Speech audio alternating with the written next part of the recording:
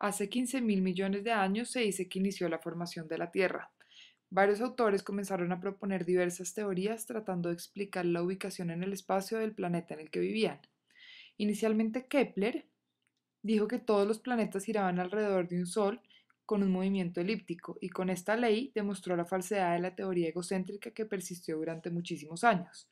Más adelante Kant, en 1775, propuso la idea sobre el origen de los planetas y Sol a partir de una gran nebulosidad.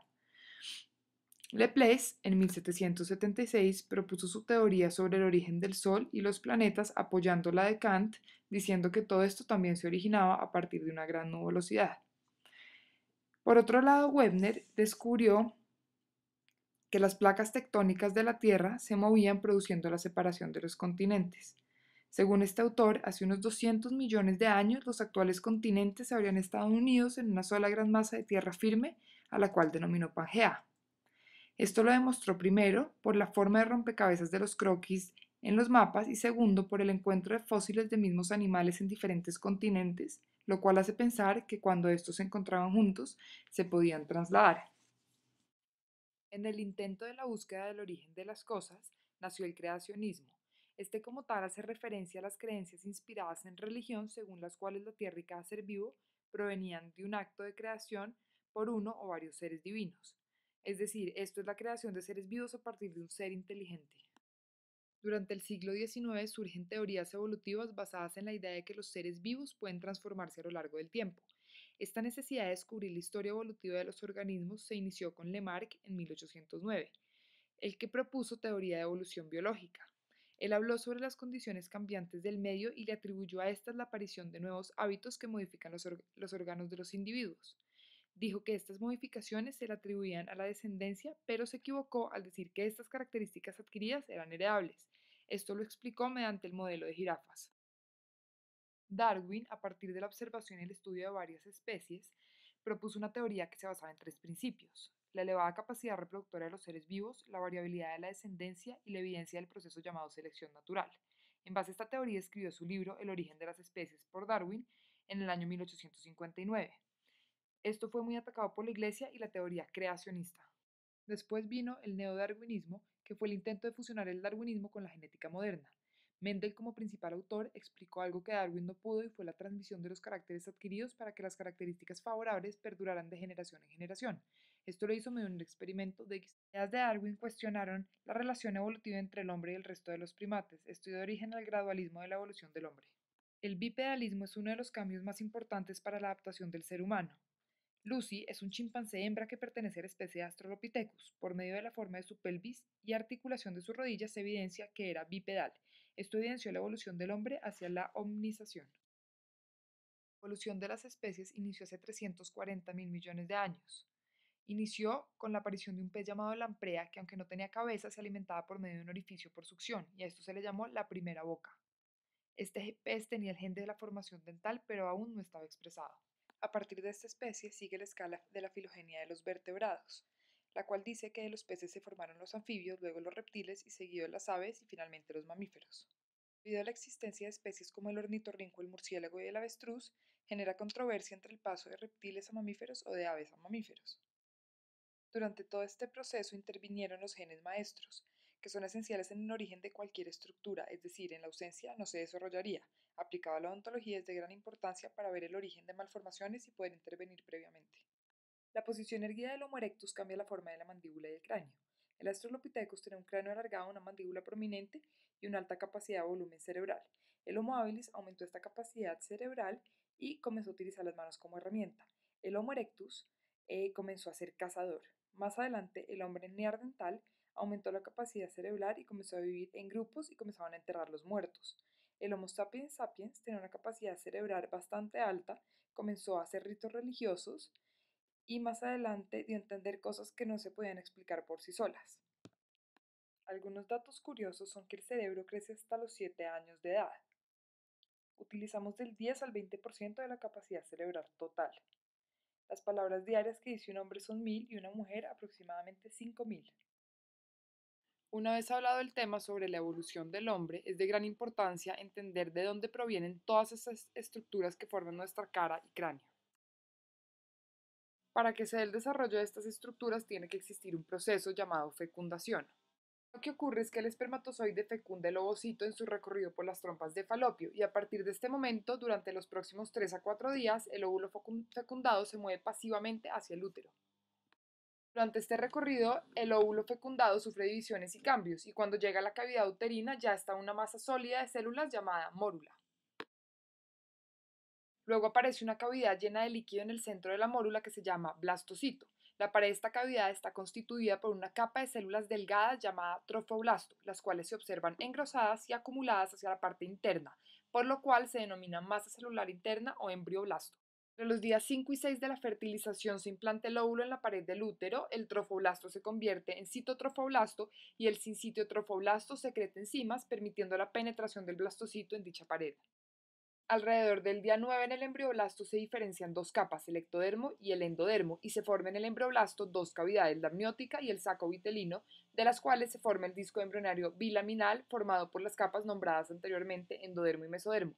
Este disco es el único que origina el embrión y las demás cavidades se convierten en las membranas fetales. Al final de la segunda semana de desarrollo ocurre la formación del embrión trilaminar. El endodermo se comienza a engrosar y se denomina placa precordial. Esta se encuentra unida a la hoja ectodérmica subyacente y estas dos se van a construir la futura membrana bucofaríngea. Durante la tercera semana de desarrollo aparece un surco llamado línea primitiva en la capa ectodérmica que mira hacia la cavidad amniótica. A partir de este se forma una capa celular intermedia llamada hojas mesodérmicas, las cuales van a dar origen a diferentes tejidos y órganos.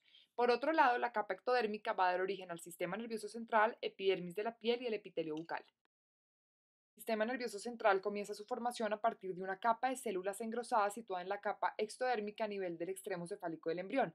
Esta placa se pliega formando el surco neural, los bordes de este surco se fusionan formando el tubo neural, que este da origen a la médula y el encéfalo, y durante el plegamiento del surco neural aparecen células que provienen del ectodermo llamadas células de la cresta neural. Estas células se diferencian en múltiples tejidos y células como el mesénquima de las regiones de la cara y del cuello. Este mesénquima derivado de la cresta neural se conoce como ectomesénquima y contribuye a la formación de cartílagos de arcos branquiales, tejido conjuntivo y dentario como pulpa, dentina, cemento y ligamento. La lámina mesodérmica situada entre el ectodermo y endodermo se subdivide formando en la parte más medial, rodeada del tubo neural, se encuentra el mesodermo paraxial, que forma una paca engrosada de tejidos que se divide en bloques llamados los somitos. Los músculos de la lengua se cree que se derivan de los pares de somitas occipitales y los músculos esqueléticos de la parte facial se originan a partir del mesodermo adyacente al tubo neural. En la tercera y cuarta semana, el ectodermo y tubo neural crecen y dan lugar a dos flexiones del disco embrionario, una en la región de la membrana bucofaringea y otra en la membrana cloacal. Esta flexión hace que la membrana bucofaringea se sitúe en la cara ventral del pliegue cefálico a nivel de una depresión llamada estomodeo o cavidad oral primitiva. Su modelo está limitado por la prominencia frontal y el relieve pericárdico. La membrana bucofaringea que rodea el estomodeo se rompe a la tercera semana y desaparece y queda comunicado el estomodeo con el extremo craneal del intestino anterior, que es la faringe. Simultáneo a esto llegan células de la cresta neural para formar el mamelón frontonasal y otras emigran hacia la parte lateral de la cabeza rodeando los arcos branquiales que apenas se están formando. Tanto el mamelón frontonasal como los arcos faringios desempeñan un papel importante en la formación de la cara y la cavidad oral. Los arcos faringios se originan a partir de la placa mesodérmica lateral entre el ectodermo y el endodermo. Se expanden a partir de la región lateral de la faringe, están separados por surcos. Los surcos externos se denominan hendiduras branquiales y los internos en la parte lateral de la faringe se llaman bolsas faringias. Las bolsas faringias se derivan en estructuras como la cavidad timpánica, la amígdala palatina, la glándula parótida y entre otras. El arco tiene un contenido cartilaginoso y muscular que se deriva del mesénquima de la cresta neural y también tienen un nervio y una arteria. Los nervios llegan a los arcos directamente a partir del mesencéfalo adyacente. El componente motor de los nervios inerva la musculatura del arco, mientras que el sensitivo inerva el epitelio superficial derivado del arco. El primer arco está inervado por el nervio trigémino, el segundo por el nervio facial, el tercero por el glosofaringio y el cuarto y el quinto por el nervio vago. Existen diversas estructuras derivadas de los arcos faringios, tanto nerviosas como musculares y esqueléticas. Del primer arco faringio se debían todas las estructuras maxilares superiores de la región orofacial, nervios, músculos de la masticación. En estas tablas podemos ver todas las estructuras que se derivan de cada arco. La formación de la cara se da a partir de las bolsas que se vuelven procesos después de la quinta semana de vida intrauterina, y a esto se le conocen prominencias mesenquimatosas. El arco faríngeo se derivan las prominencias maxilares superiores y maxilares inferiores. También está la prominencia frontonasal y la prominencia nasal. En la tabla podemos observar las estructuras que contribuyen a la formación de la cara. A partir de la quinta semana de vida intrauterina inicia la formación de la nariz. Lo que sucede es que las placas nasales se invaginan para formar las fosas nasales y en este proceso crean una cresta de tejido que rodea cada fosa y forma las prominencias nasales mediales y laterales. Se encuentra formada a partir de 5 prominencias. Una prominencia frontal que forma el puente de la nariz, 2 prominencias nasales medias que se unen formando la cresta y la punta de la nariz y una prominencia nasal lateral que forma las aletas nasales. Durante las 2 semanas que siguen se comprimen las prominencias y la hendidura entre la prominencia nasal media y la maxilar superior desaparecen. Por lo tanto, estas se fusionan formando el labio superior. El labio inferior se forma a partir de las prominencias maxilares inferiores. El paladar se forma a partir de las prominencias maxilares del segmento intermaxilar y esto forma el paladar triangular primario. Pero el paladar definitivo se forma por 2 protuberancias que vienen de las prominencias maxilares superiores. Estas prominencias se denominan crestas palatinas y aparecen a la 6ª semana de desarrollo y están laterales a la lengua. Estas crestas ascienden hacia la 7ª semana hasta una posición horizontal encima de la lengua y se fusionan formando el paladar secundario. En la parte anterior, las crestas se fusionan con el paladar primario y el agujero incisivo sirve de línea media entre el paladar primario y el secundario. A su vez, el tabique nasal crece hacia abajo fusionándose con la cara delifálica del paladar recién formado. Lengua aparece en embriones de 4 semanas en forma de 2 prominencias linguales laterales y una prominencia medial llamada tubérculo impar situado en la pared ventral de la faringe primitiva. Estas prominencias se derivan del primer arco faríngeo, la segunda prominencia medial que se forma a partir del mesodermo de los arcos 2, 3 y 4. Las prominencias laterales aumentan su tamaño y forma de los 2 tercios anteriores de la lengua y la inervación sensitiva de esta porción proviene de la rama maxilar inferior del nervio trigémino. La parte posterior de la lengua se origina de los arcos 2, 3 y 4, inervada sensorialmente por el gloso faríngeo. La epiglotis y la parte posterior de la lengua están inervadas por el nervio laringio superior. Como ya se había dicho, los músculos de la lengua provienen de mioblastos que se originan en las somitas occipitales. Por esto los músculos están inervados por el hipogloso. Y la inervación sensorial especial o del gusto de los 2 tercios anteriores de la lengua provienen de la cuerda timpánica del nervio facial, mientras que el posterior está inervado por el gloso faríngeo. La glándula tiroides se genera a partir de una proliferación epitelial del suelo de la faringe.